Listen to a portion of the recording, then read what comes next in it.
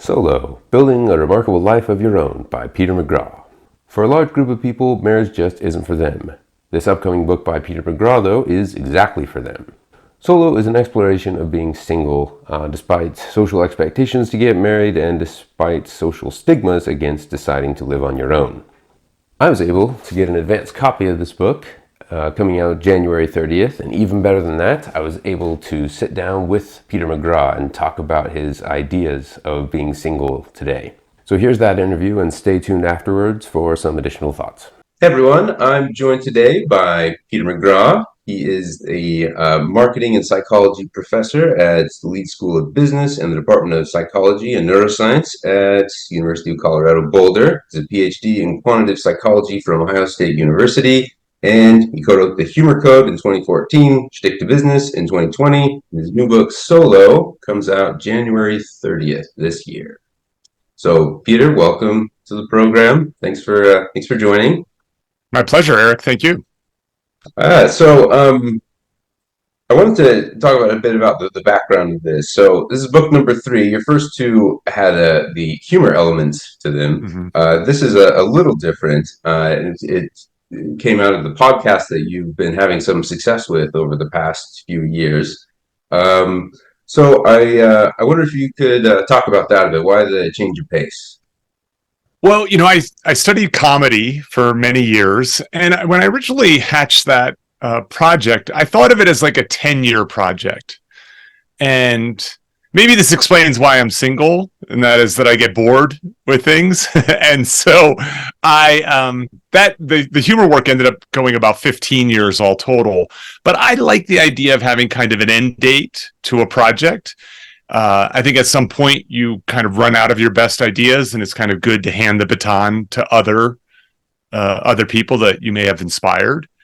And as I was starting to think and search for the next thing, the next chapter, so to speak, I was kind of drawn to thinking about middle age, actually, and thinking about middle age as a man. And there's the sort of struggles of middle-aged men are becoming better documented these days. And I was contemplating a writing project about I would call it almost like a self-help memoir style book. And I realized that book was going to be about how to do your 50s well as a bachelor. And in part because I had struggled for many years with my singlehood, feeling out of place, feeling like there was something wrong with me, and kind of in many ways having to reinvent my life around going solo. And I decided, instead of just launching into a book I was really not an expert in any way, I decided to launch this podcast, Solo, The Single Person's Guide to a Remarkable Life. And it was just so incredibly well received. It was a celebration of single living and an exploration of this kind of contemporary world that we live in, that at some point I started to formulate a model, so to speak. And I got involved in what I call the solo movement, this global rise in single living, and decided to put all these ideas on paper and to write this book, which has been, frankly, just an incredible experience, a life-changing experience for me, and one that I hope is going to end up helping people who feel like I did. In many ways, I wrote the book to be a resource, something that I wish I had when I was 25 years old, and I was struggling and not understanding why I felt so out of place, why the world of relationships and of marriage and family and so on didn't feel exactly quite right to me. And so here we are. Yeah. Well, that's great. Now, the term solo, is that something you came up with, or did you borrow that from something? Well, what ended up happening was, as I was naming the podcast, so you mentioned my second book, Shtick to Business. I talk about kind of ways that comedians tend to be creative, and how to pull some of those ideas from the world of comedy into the world of business and your personal life. And I have a workbook associated with it. And in it, I have this task, which is one of the ways to be creative is just through sheer brute force, which is the best predictor of a creative idea is the number of ideas that you come up with. And so I was naming things is really important. And I was trying to name this podcast. I had the concept, and I wanted a big tent, and I wanted something that was uplifting. And a lot of language around single living is actually really negative. Like, think about the word spinster, for example, right? That word doesn't have, the spinsters of yonder day are my heroes, but that term is seen kind of negatively. And so I made it this like 10 by 10 grid, so 100 boxes.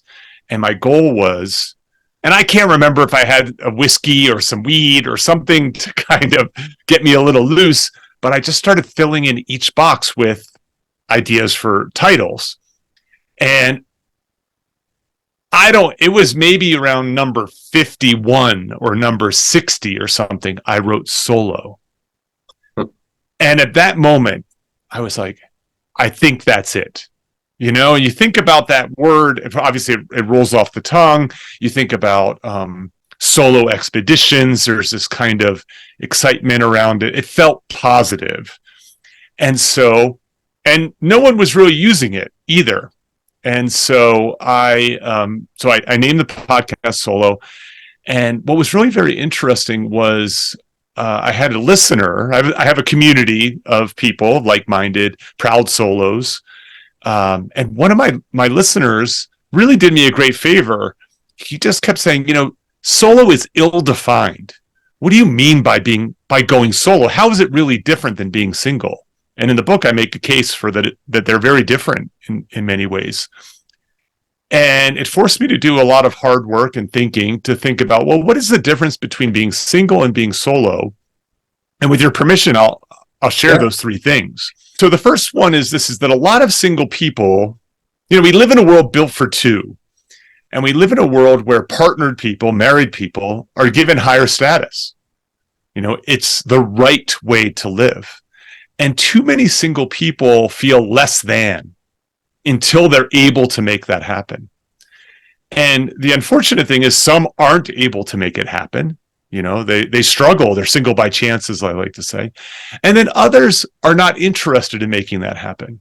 They live their best life single. Bella DePaulo, a behavioral scientist who's at the leading edge of this stuff, calls these folks single at heart. And maybe they've been married. Maybe they're divorced. Maybe they're widowed. Maybe they've tried. Maybe like me, they've had some near misses that just didn't quite work out. And they're, unfortunately, they feel less than, and they're not seeking that solution. And so the first criteria to be solo, I like to say, is that you are wholehearted, that you see yourself as a complete person, that you're not incomplete. You're not half of a whole waiting for someone to make you complete. And in that way, you're not less than. You're no better than married people, but you're no worse than married people in that sense. Number two is something that I had very early on in life. And it's probably part of the reason that I was able to stay single, which is that I was very autonomous, that I had a very strong sense of self-sufficiency. And so solos tend to seek to parent themselves. They seek to solve their own problems rather than to bring someone in to solve their problems for them. And then the last one is something that came very late to me. It actually came as a result of the podcast. And I hope that the book helps people realize this, is that solos tend to be unconventional thinkers. They tend to think differently about relationships. They don't just default into the script, default into the cultural and societal narrative. And as a result, they tend to think more unconventionally about life in general. So, for example, they might be less consumeristic, less likely to be pursuing that very strict American dream that goes along with getting married, having kids, buying the house, getting the car, and hoping to make it to retirement, for example. And so in this way, this notion of solo is more about identity than it is about relationship status. So as a result, you could be a solo in a relationship. And I would argue, and I do in the book, that benefits your relationship. It makes it more interdependent rather than, for example, codependent. Yeah, that makes sense. And since we're talking about defining terms, another one that you bring up a lot in the book is the escalator. Yes, the relationship escalator. Yeah. What do you have to say about that Well, okay. So definition? so the credit for the relationship escalator goes to Amy Guerin, who's now a friend of mine. She actually lives here in Colorado, and she wrote a really wonderful book called "Stepping Off the Relationship Escalator: Uncommon Love and Life." And the relationship escalator is this thing that you may never have heard that term, but you know what it is. So there's two elements to the escalator. There's the progression and there's the rules. So the progression is the stuff of Jane Austen novels and love songs and sitcoms and rom-coms, which is like you meet, you catch feelings, you have sex, you define the relationship, you meet the friends, you meet the family, you commit to each other, you merge your lives, you tend to move in. Oftentimes you get married. Sometimes you have children. And the relationship escalator is judged, its goodness is judged by its duration. That is, that it's supposed to remain intact until someone dies. Right? And so even if you've never ridden the escalator the whole way, you know it. You know, your parents probably did, your grandparents almost certainly did, you know, and it's very familiar for you. The rules of the escalator, you also know. No one ever sits you down, though, and says, listen, son, here's the rules, but they're common in the media, they're common in conversation, they're socially enforced oftentimes, they're rewarded very much of the time, and there's three of these rules. The one I've already mentioned, and that is merging. You merge your lives together. You move in together. You typically share the same bed within that merged life. You merge your lifestyles. So you take on the same beach, you vacation together, and you merge your identities, right? So two becomes one. You become we. We need a vacation, right? I call it the benefication of a relationship, in a sense. You merge your finances also, right? You may have joint checking accounts, etc. in this way. And that's typically not questioned. You know, that's just what you're ought to do. And to be honest, it's part of the reason I never was that gung-ho about riding the escalator, in part because I like my solitude. You know, I like to sleep alone. It didn't mean that I didn't like romance. It didn't mean that I didn't love my girlfriends. I just was like, I liked my girlfriends best when they had a separate residence somewhere else. The second one is status. And I've already alluded to this. This is to be the most important adult relationship in your life. The only relationship that can become more important than this is an adult-child relationship in that way. And so then it sort of explains why, and most people have had this experience, they have a friend, a close friend, a dear friend, a lifelong friend, and that person starts dating someone, and they just disappear on you. You know, like because they are, this suddenly becomes the most important thing that's there. And this is enforced, of course, through laws, through regulations. There's over 1,000 legal benefits of matrimony that are not granted to lifelong friends, for example, or even platonic partnerships. So this is a high status relationship. It's a righteous one in many ways that's there. And thus so appealing, and explains why people feel less than, you know, until they can have it. Like they're not reaching the pinnacle until they can find this thing. And then the last one, the 800-pound gorilla of these rules, is this is supposed to be consistent sexual and romantic monogamy. Right? This is an exclusive relationship. That is, that you can only share intimacy and romance with one person and with no one else. By the way, it doesn't guarantee that you have sex and romance within your relationship, but it means that you can't have it outside of that relationship.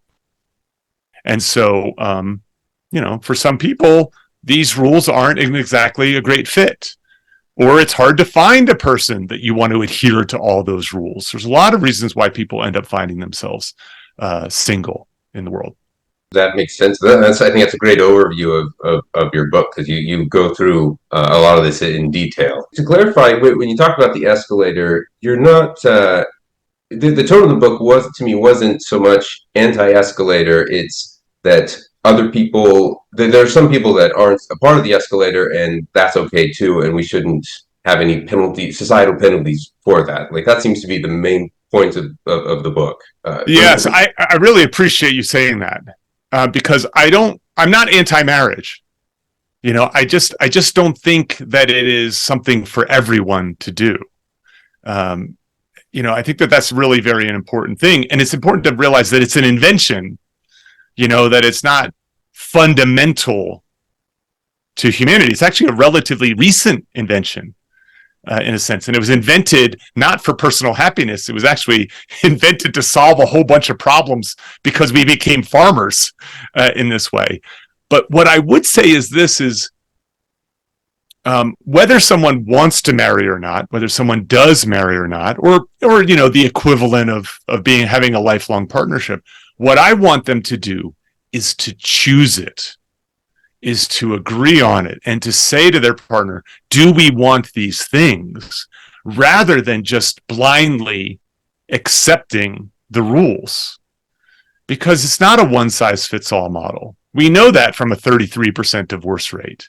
We know that from declining happiness around marriages that are now, that we just keep layering more and more expectations on this particular type of relationship, and it just makes it very hard to do. So I'm really greatly appreciative that tone stood out in the book, because I think if you look at the book, it's very easy to assume this is someone who's pro-single and anti-marriage.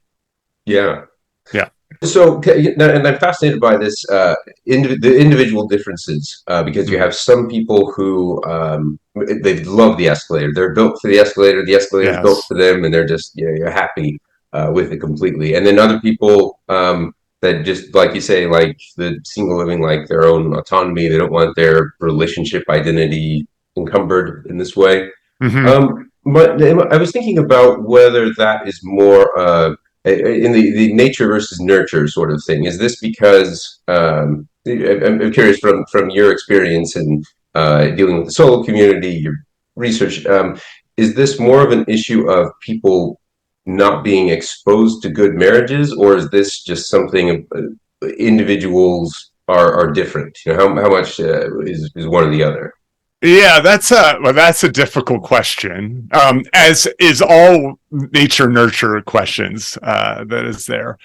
And I don't have good data on this yet. So one way to think about it is, like, for example, there are certain personalities that lend themselves to the escalator more than others. You can make a strong hypothesis. So there's what's called the Big Five, right? So the Big Five personality scale. So it's openness to new experiences, conscientiousness, extroversion, agreeableness, and neuroticism.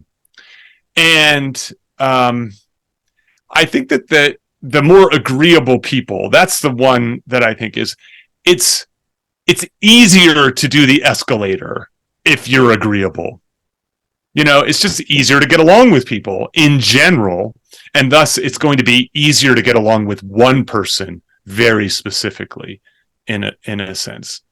Beyond that, I'm not sure there are good predictors. And by the way, the reason I'm making the case for that predictor is because the escalator is easy in some ways because you know exactly how you're supposed to behave, but it's difficult in other ways, because you're supposed to behave in this exact way, and that doesn't always agree. Because if you think about it, Erik, some people like going to the beach, and some people like going to the mountains, and some people like Italian food, and some people like Indian food, and some people like white-collar jobs, and people like blue-collar jobs. We have all this diversity in the world, and yet there's only one way that you're supposed to do romance. It doesn't make a lot of sense, actually, when you think about it from that perspective.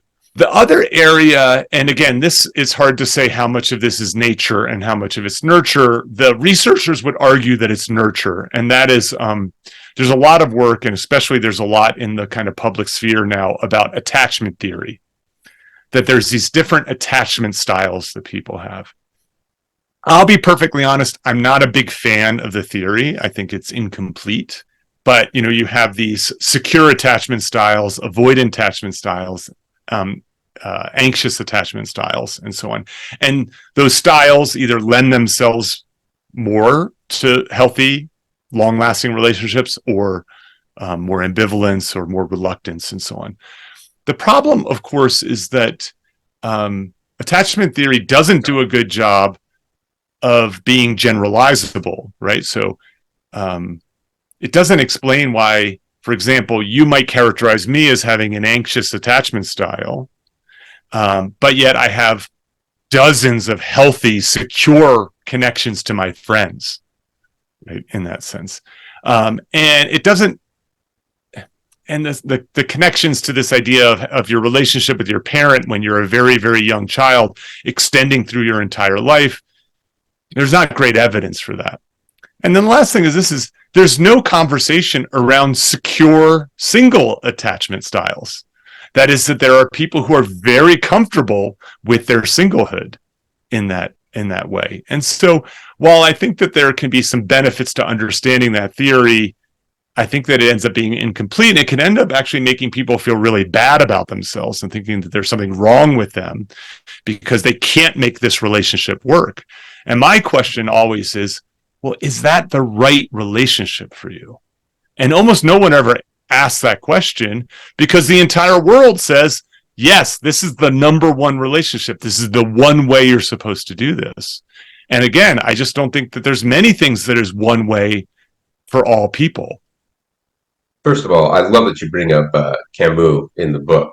I think this book was a lot more existential than I had pictured because like you talk about, like it's so open, to so many things. Like, how do you want to live? First of all, I love reading Albert Camus. What a great thinker and what a beautiful writer. And so his writing has had a big effect on me in terms of thinking about how to live a life and how to create choice and how to overcome the challenges of modernity in a sense. And I just am really enjoying chatting with you and hearing your reactions. I'll be perfectly honest. You're the first person I've talked to who's either not part of the publishing group or a friend who's read the book. And so I feel like I'm getting at least a little bit of an objective reaction to this. So thank you so much. Oh, I'm glad. Happy to help. Fill that need. That's where I was going with it. Okay, so with the options being so wide, what advice do you give someone who is single and feeling the weight of these limitless possibilities? I love you bring up the foundation flourish model. You first find the foundation where you have the hull of the ship secure, and once you have the hull that's secure, you have the sail, so you have a direction of where you're going. Yes. So in the purpose section of that, the sail, like, you can go any direction. Like when you're single, you're not attached to anything. Like it's a wide open thing, and that can be very burdensome. So yeah, what do you tell people who feel overwhelmed by the multitude of options? Yeah, that's right. So a big thanks to Scott Barry Kaufman, who came up with that metaphor about the hull and the sail. I think it's much better than a Maslow pyramid, right? Maslow has this one way to live a good life, and what Scott has identified is that there are multiple ways. And I've always agreed with that idea, but it's a challenging idea, right? Again, the escalator's easy in some ways because you just go, oh, well, this is what I do. What do you do next? What do you do next? And the world tells you exactly what to do. But once you start questioning whether that's the right next for you, now you have, as you said, limitless possibilities, an infinite number of possibilities. So, what advice do I give someone? Well, I think that the first thing is, and this is very Camusian, for lack of a better word, is to recognize that to pursue freedom and this choice is essential to being able to live a remarkable life, and to be comfortable with the fact that it's going to be difficult. That is, that you're going to be unmoored to continue with this metaphor a little bit, and that the world is going to sometimes shake their finger at you. You're doing it wrong, because what they're going to want you to do is they're going to want you to do what makes them happy. And so you have to be comfortable being your own person. I think that the other thing is that it's very helpful to find a community of people who are doing the things that you're considering, and to learn from them, and to find these kindred spirits, and to find other people who will support you and teach you in this way. And then the last thing is, I would say that it's important to know that it's okay to experiment. It's okay to try things out and see what works and see what doesn't work. And an experiment, in a sense. I talk in the book about using design principles to create relationships. Well, you can apply those very same design principles to creating a life more generally. And that involves trying something, trying it early, experimenting, see how you feel, see how it works, and then deciding, do I lean into it more, or do I pivot and try something a little bit different? The good thing is today is that we have tons of books and podcasts and resources available for people who want to try something that's unconventional.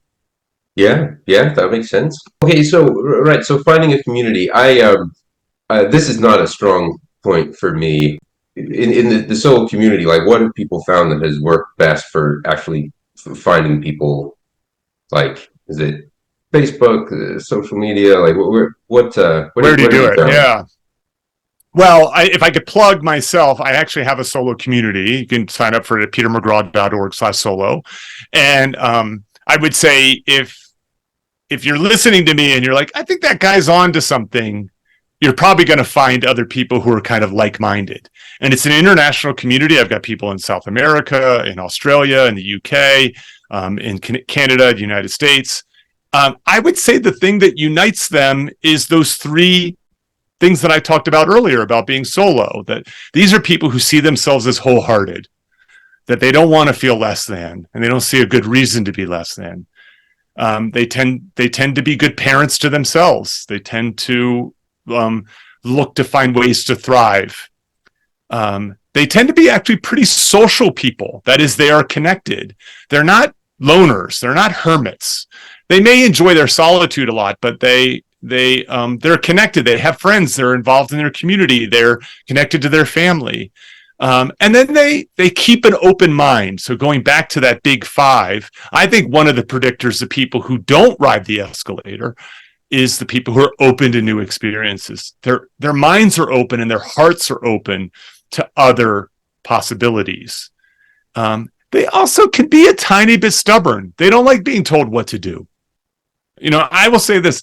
I've never liked being told what to do, even though I'm very good at doing what needs to be done. You know, I'm an academic, right? So it's a very clear path to success. I can do those things, but there's always been a little bit of me that's just like, I don't want to do it that way.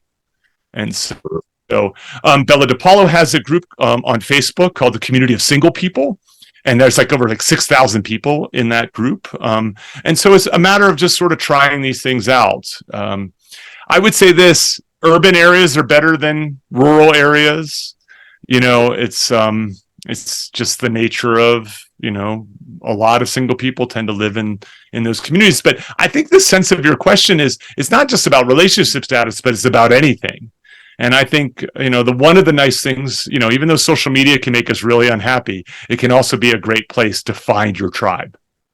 Yeah, that's true. With technology comes a whole lot of connection possibilities. Indeed. I really wanted to talk about Aunt Sally. Aunt Sally, yes. Do you have an Aunt Sally? No.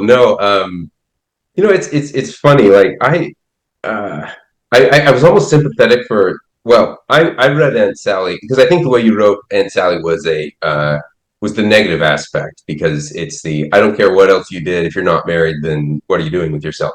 But yes. Like I feel like I'm surrounded by more Aunt Sallys that are more sympathetic. Like, they've legitimately had a happy life being married, and so they want to share that with people. So my sense was or my Aunt Sallys are more sympathetic. You know? Yeah, so that's fair. I wanted to make I didn't want to make Aunt Sally the enemy. The story for the person who's listening is Aunt Sally is at a holiday dinner with Thelma, who's a single, and Thelma's telling Aunt Sally about all the great things she's doing. She went to Machu Picchu and did the trek. She has a new puppy. She just closed on a condo. And Aunt Sally says, "Oh, that's very good, dear, but is there anyone special?" And I think that I wanted to write a scene that singles would feel seen in, that they've had that experience where all these amazing things that they're doing is sort of diminished because they haven't got married yet. But I get it. And Sally loves Thelma. She wants her to be happy. Yeah. And so I'm glad you have better Aunt Sallys in your life. Yeah. But I think it makes sense that you bring her up for that reason, because for a lot of people, singles feel that way, that they're the Aunt Sallys around them.